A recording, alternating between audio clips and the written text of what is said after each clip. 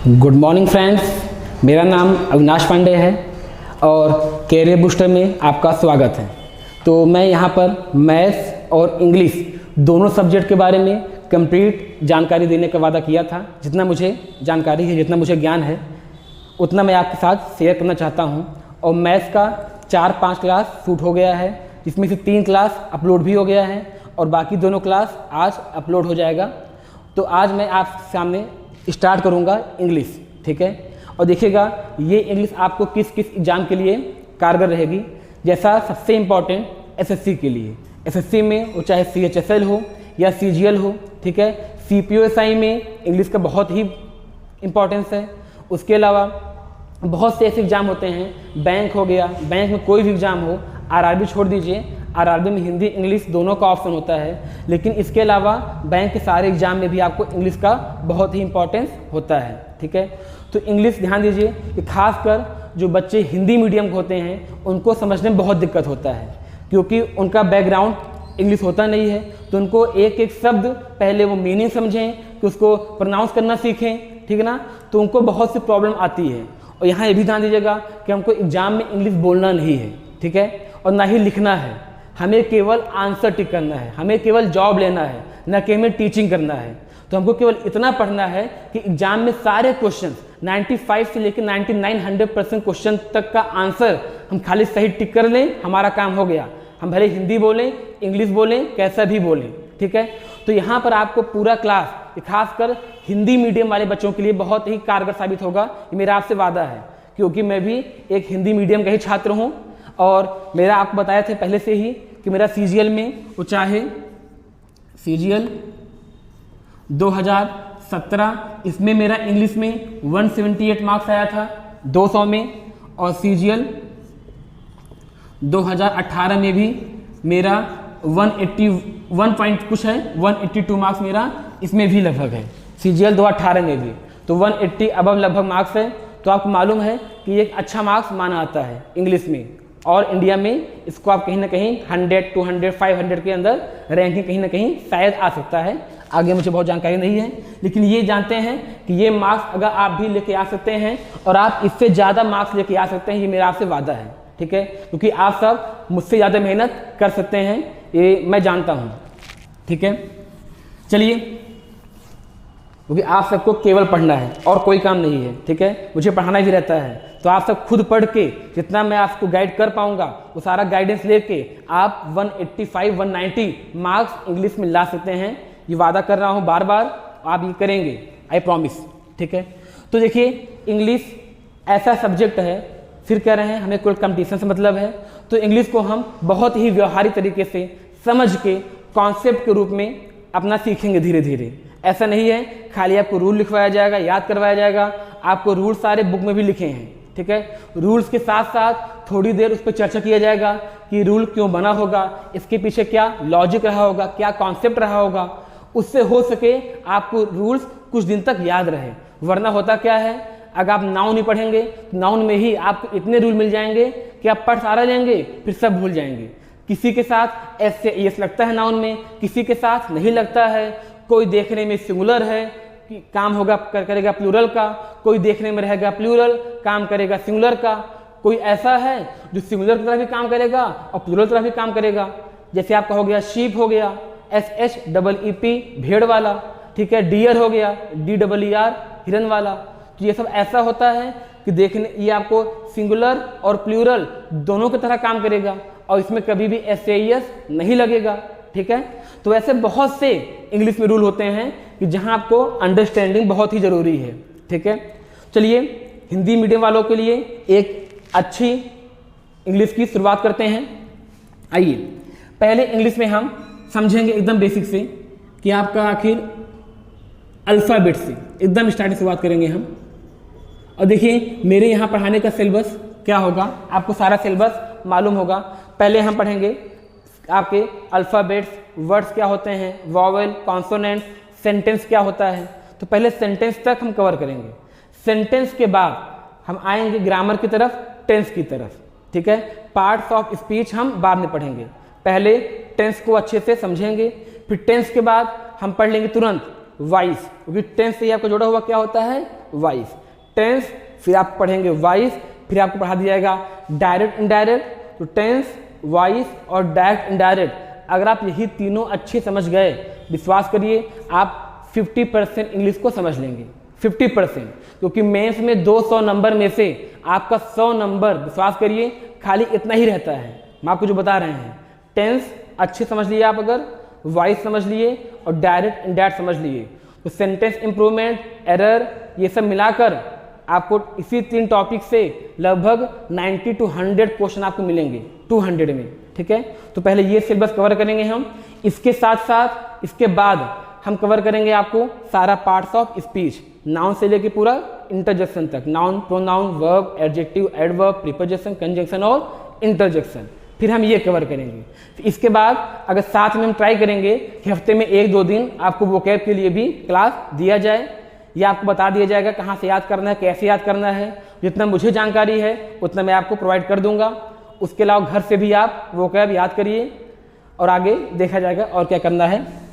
और इसको जानते रहिएगा कि इंग्लिश में वोकैब के लिए बच्चे पूछते बहुत कि सब वोकैब कैसे याद करें, वोकैब कैसे याद करें।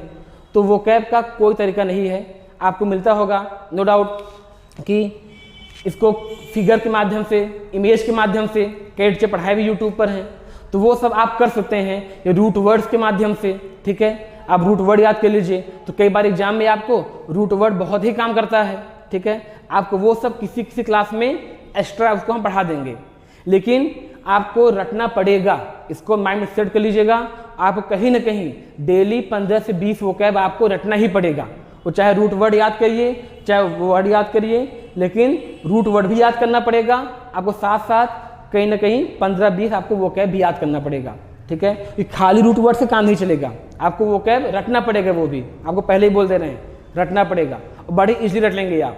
ठीक है, खैर 4-5 बार पढ़िए, उसको एक तरफ जो आंसर हो कॉपी से ढक लीजिए।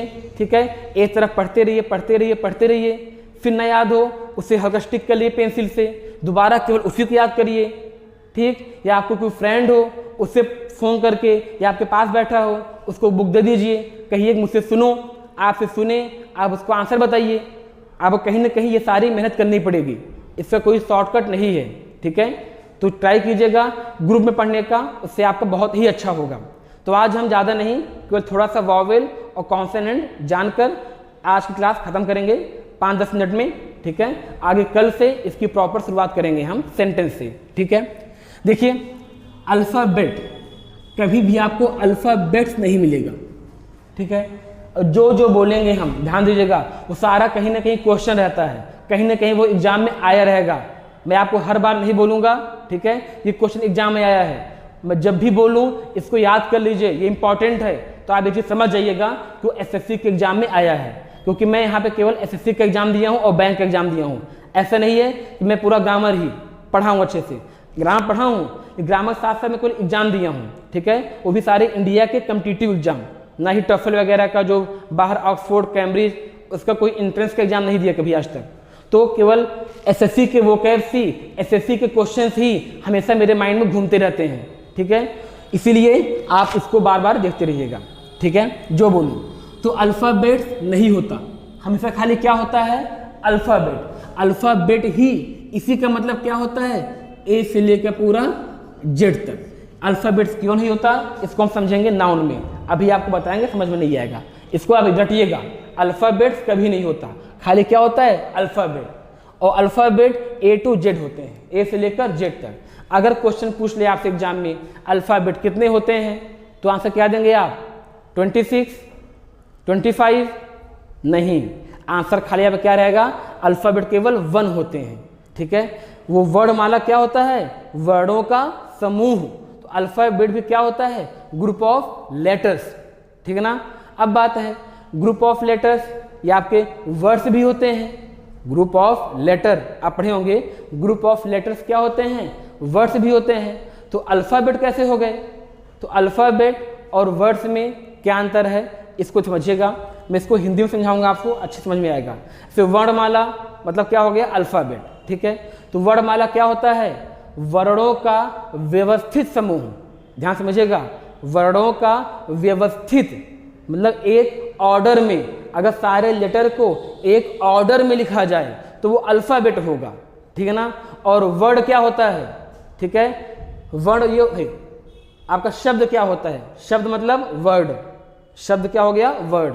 शब्द क्या होता है, वर्डों का ऐसा समूह जिसका कोई सार्थक अर्थ निकले, ठीक है, एक सार्थक अर्थ निकले आपका वो शब्द कहलाएगा। तो इससे वर्ड क्या हो गए, वर्ड ग्रुप ऑफ लेटर्स, ठीक है, which has a clear meaning, जिसका एक स्पष्ट मीनिंग हो, वो क्या कहलाएगा, वर्ड। और जो एक अरेंज्ड ऑर्डर में लिखे गए हों, एक ऑर्डर में लिखे गए हों, आपको वो क्या कहलाएगा, अल्फाबेट। दोनों ग्रुप ऑफ लेटर्स ही होते हैं, ठीक है। चलिए, तो alphabet group of letters, alphabet खाली कितने होते हैं, केवल 1 होते हैं। अल्फाबेट को हम बांटते हैं, पता है, 2 भाग में, कौन कौन से, वॉवेल और कॉन्सोनेंट। और ये लेक्चर टेट सीटेट के लिए बहुत ही काम आएगा, क्योंकि इस बार एक क्वेश्चन यहाँ से आया भी था आपको, जो आज पढ़ाएंगे हम, ठीक है। तो वॉवेल और कॉन्सोनेंट, वॉवेल कितने होते हैं, 5 वॉवेल लेटर है ये, वॉवेल लेटर। और कॉन्सोनेंट लेटर आपके ये कितने होते हैं, 21 होते हैं। तो वॉवेल लेटर 5 कौन कौन से होते हैं, पता है, ए ई आई ओ यू, यहाँ पे जो बचेगा आपका क्या हो जाएगा, कॉन्सोनेंट लेटर हो जाएगा। लेकिन ये खाली क्या है, लेटर है, ठीक है, ये आपको बचपन से ही मालूम होगा।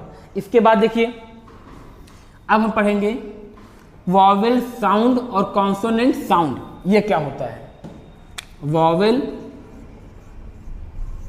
साउंड और कॉन्सोनेंट साउंड, ये आपका साउंड है, ठीक है। तो इससे ये हम कह सकते हैं ये आपका टॉपिक है फोनेटिक्स का, फोनेटिक्स क्या होता है, स्वर विज्ञान, ठीक है। तो वॉवेल साउंड कितने आपके होते हैं, 20 होते हैं। कॉन्सोनेंट साउंड कितने आपके होते हैं, 24 होते हैं, 24।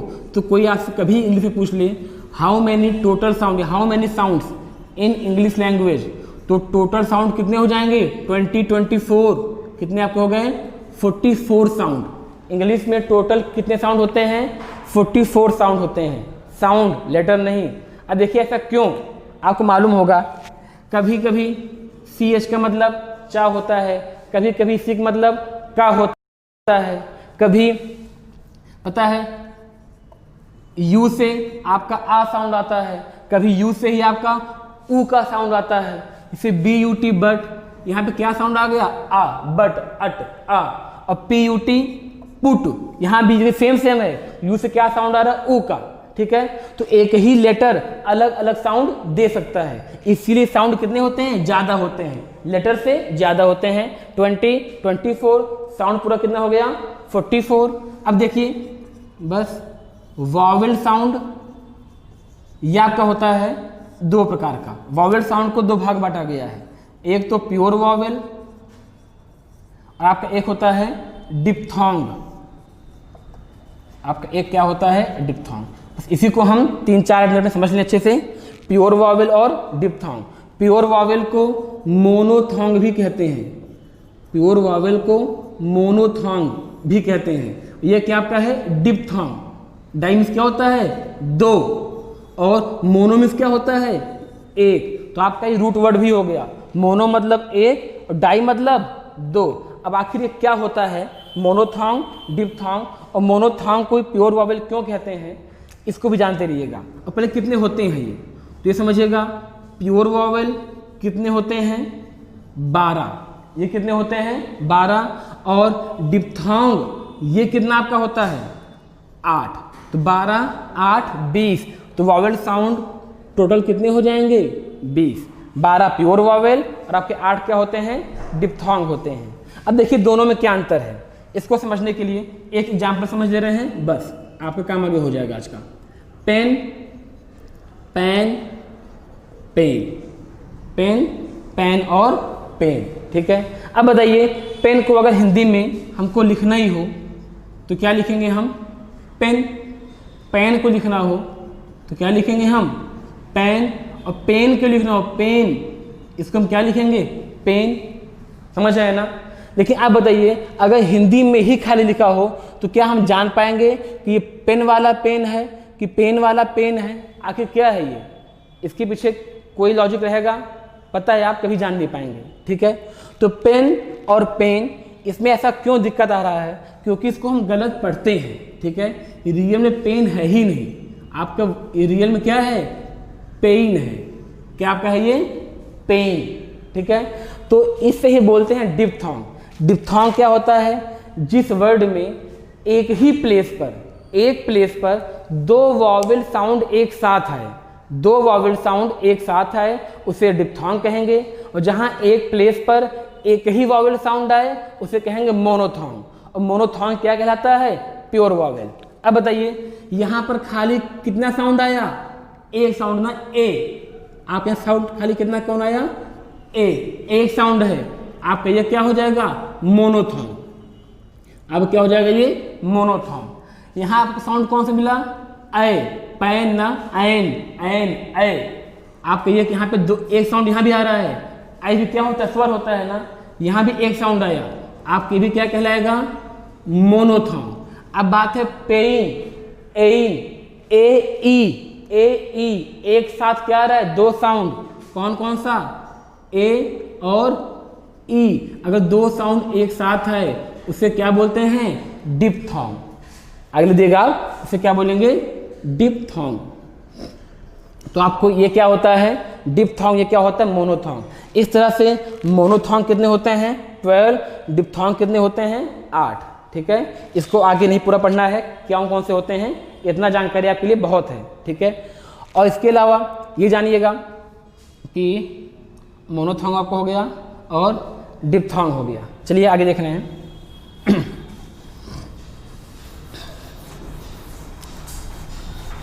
इस तरह से आपका 44 साउंड कंप्लीट हो जाएगा।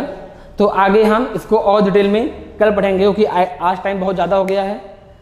तो उम्मीद करते हैं कि आपको ये लेक्चर अच्छा लगा होगा और आगे और अच्छा लगेगा।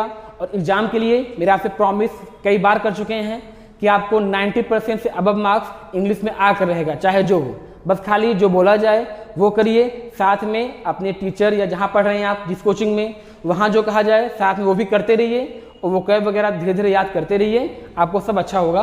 ठीक है, चलते हैं। जय हिंद, जय भारत। कुछ करिए, बस बस बड़ा बोले, अब कुछ करिए। ओ कोई तो चल जिद फड़िए, तू बेतरिए या मरिए। हाय कोई तो चल जिद फड़िए, तू बेतरिए या मरिए।